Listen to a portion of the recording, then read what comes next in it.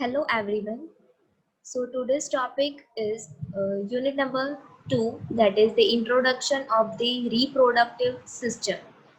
Before going to the detail of the reproductive system, we are gonna learn about the definitions, that is the basic definition used in the obstetric nursing.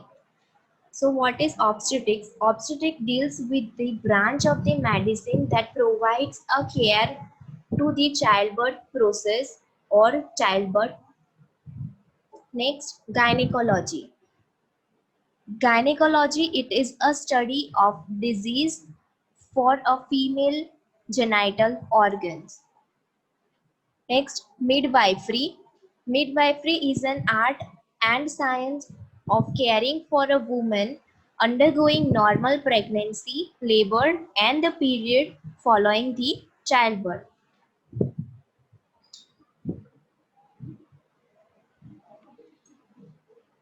Now, parts of the female reproductive system that includes the uterus, ovary, fallopian tubes, cervix, the internal os, that is the opening of the uterus, and the external os, that is the opening into the cervix, the vagina.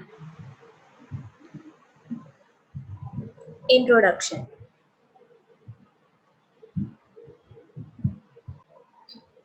How does the new individual gets developed in the womb? So the development process of the new individual or the fetus is getting or fusing up of the two different sex cells or the gamete cells.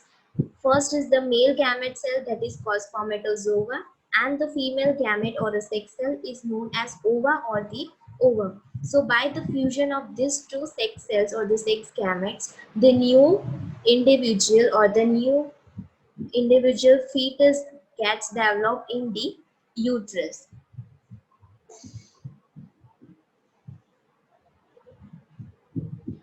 Now the function of the female reproductive systems are as above, that is formation of the ova or the ovum. The formation of the ovum is being secreted or being formed from the ovary.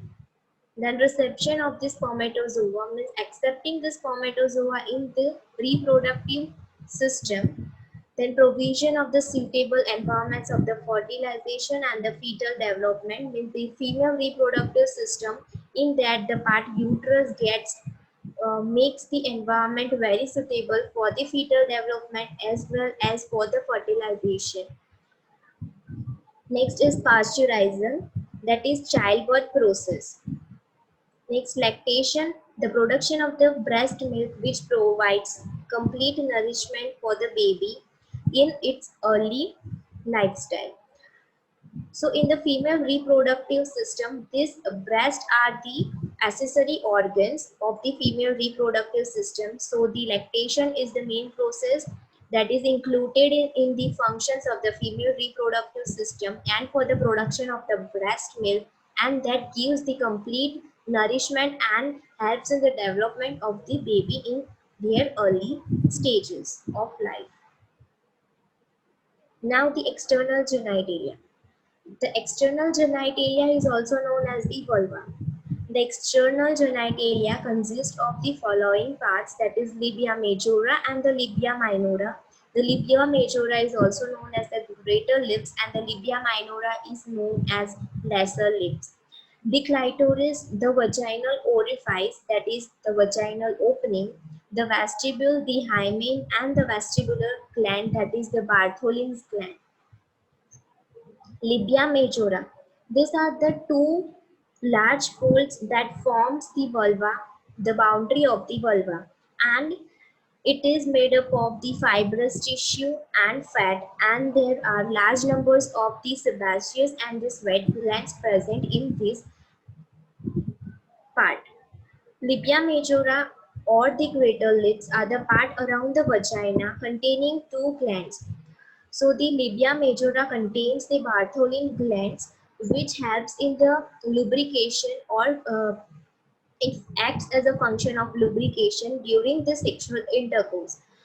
At the puberty, on the mons pubis, the hair starts to grow at the stage of the puberty and on the lateral surface of the labia majora too. labia minora. These are the two smaller folds of the skin that between the labia majora. So between the labia majora, there are two small folds of the skin present, that is labia minora, and same as the labia majora, they contains the numerous of sebaceous and the sweat glands.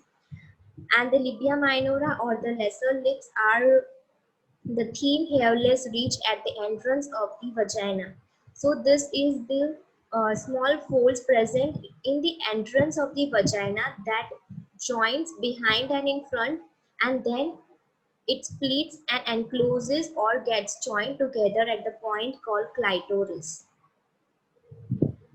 Clitoris. The clitoris responds to the penis in the male and contains sensory nerve endings and erectile tissue. So this is a very sensory nerve ending part where there is an erectile tissues that responds to a penis of a male, and then it makes a sexual excitement in the females. It is a small P-shaped structure.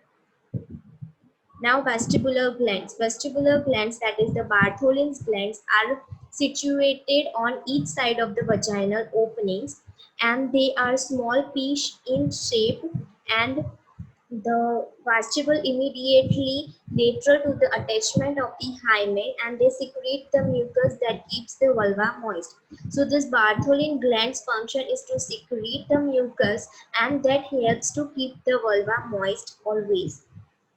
Now perineum. The perineum is roughly triangular area extending from the base of the labia minora to the anal canal. From the labia minora till the anal canal, it is a part called perineum, and it consists of connective tissues, or it is made up of the connective tissues, muscles and fats, and it gives an attachment to the muscles of the pelvic floor.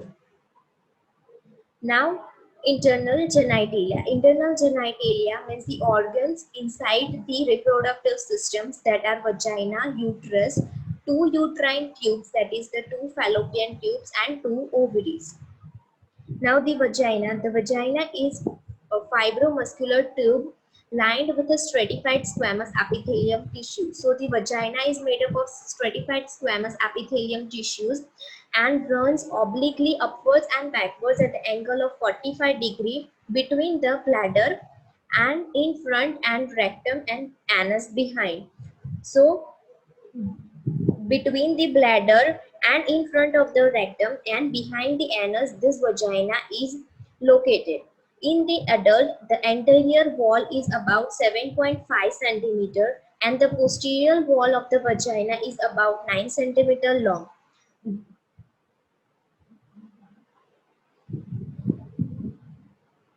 The hymen. Hymen is a thin layer of a mucous membrane that partially occludes the opening of the vagina. So here the hymen is a thin layer of a skin that is present between the vagina that occludes the opening of the vagina. That means it obstructs the opening of the vagina, and usually that is being torn away during the sexual intercourse or during the insertion of the tampons or regular use of the tampons, and completely torn at the childbirth process. Structure of vagina. The vagina has three layers present in the wall of the vagina. The outer covering is made up of the areolar tissue. The middle layer of the vaginal wall is made up of smooth muscles, and the inner lining of the walls of vagina are made up of stratified squamous epithelium tissues that are forms of rugae. The rugae is also present in the stomach part, is also present in the vagina too. It has no secretory glands, but the surface of the vagina is being kept moist by the cervical secretions that are being secreted by the Bartholin glands, and between the puberty and the menopause. Now the lactobacillus acidophilus bacteria. This is the bacteria that secretes a lactic acid, and that is normally present for maintaining the pH between 4.9 to 3.5 pH. And the this acidity of the bacteria prevents the growth of the other microorganism that may enter to the vagina through the sexual intercourse or during the use of the tampons or such other things. Now, functions of the vagina. The vagina acts as a receptacle for the penis during the sexual intercourse or the coitus and provides an elastic pathway through which the baby passes during the childbirth. So the function is to get or make penetration of the penis into the vagina for the sexual intercourse, and it provides an elastic way of a passage for the baby to get out or for a childbirth. Now, uterus. The uterus is a hollow muscular pear in shape organ that is located anterior posteriorly in the pelvic cavity. So, the uterus is anteriorly posterior located in the pelvic cavity and having a pear shaped organ. It lies in the pelvic cavity between the urinary bladder and the rectum. It is 7.5 centimeter long, 5 centimeter wide, and its wall are about 2.5 centimeter thick, and it weighs about 30 to 40 grams. In non-pregnant uterus weighs about 30 to 40 grams. Now, parts of the uterus. The parts of the uterus are being divided into three parts. The first is the fundus, body, and the cervix. Here, the fundus starts where the fallopian tubes opening are being ended, the body, the cervix, and then the vagina. Fundus. This is the dome-shaped part of the uterus above the openings of the uterine tubes. So where the uterine tubes or the fallopian tubes opening is present, from there the fundus part is being started in the uterus, and below the opening of the uterine tubes, the part body is being started. This is the main part. This is narrowest inferiorly at the internal os where it continues with the cervix. Internal os means the opening of the uterus. So the opening of the uterus is being started from the end of the part body. Now cervix, neck of the uterus. This protrudes through the anterior wall of the vagina opening into it at the external os. This cervix opens at the external os, that is the external opening that is present in the end part of the uterus. Now the layers of the uterus, that is perimetrium, myometrium and endometrium. Myometrium, this is the thickest layer of the tissue that is present in the uterine wall. So the myometrium is the thickest layer that is present in the uterine wall, and having a smooth muscle fibers and having a great alveolar tissues with the blood vessels and the nerve endings too. Endometrium, that is made up of columnar epithelium cells, that is basically means that glands are present in this layer. Just because of the presence of columnar epithelial cells, there are tubular glands present in this wall that helps in for the secretion of the mucus. Now uterine tubes. The uterine or the fallopian tubes are about 10 centimeter long, and that extends from the side of the uterus. So it extends or grows up from the side of the uterus, and if it is about 10 centimeter long. From the fallopian tubes, there are the ligaments that joins to the uterine ligaments, and that gets an opening into the peritoneal cavity that closes to the ovaries. Now there is an end of each tube has a finger-like projection that is called fimbriae present in the uterine ending of the uterine tubes, and the longest of this is the ovarian fimbriae, which is being close associated with the ovaries, means closely attached to the ovary. Now structure. The uterine tubes are covered with a peritoneum by the ligaments that I told, that is fallopian tubes ligament have been attached to the uterus at the peritoneum part, have a middle layer of a smooth muscle and having the ciliated epithelium tissues that are present in this uterine structure. Then there are highly blood and nerve supply being present for the uterus. Now functions. The uterine tubes propel the ovum from the ovary to the uterus by the peristalsis and ciliary movement. So basically the function of the uterine tubes or the fallopian tube is to carry the ovum or the fertilized fused egg to the uterus by the peristaltic or the ciliary movement.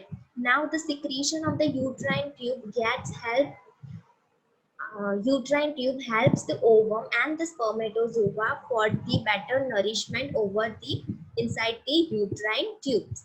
Now the fertilization of the ovum usually takes place in the uterine tube, but when the zygote gets propelled into the uterus for the implantation, after that it gets propelled or gets traveled to the uterus for the implantation. Firstly, the ovum is released, then the sperms get fused together at the fallopian tube.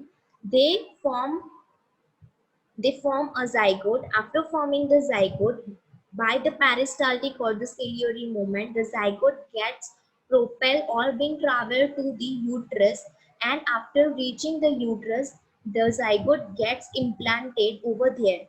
After the zygote is being implanted, then the zygote will be known as embryo. Now, after the implantation in the uterus, it will be known as the embryo. Second, ovaries. The ovaries are the female gonads or the female sex hormones, that is ova, and they lie in a shallow fossa on the lateral walls of the pelvis. They are about 2.5 to 3.5 centimeter long, 2 centimeter wide, and 1 centimeter thick.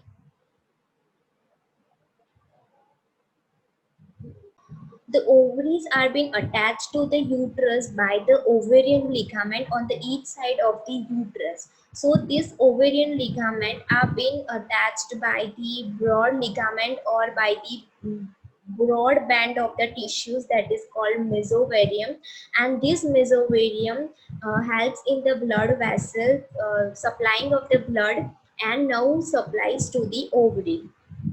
Now structure. The ovaries have two layers of the tissues. The ovaries have two layers of the tissue, that is medulla and the cortex. Now functions of the ovaries. The ovary is the organ where the female gametes or the female sex gametes are being stored and are being developed for the ovulation process priorly, and the maturation is being controlled, or the regulation of this ovarian secretion process is being controlled by the hypothalamus and the anterior pituitary gland that is present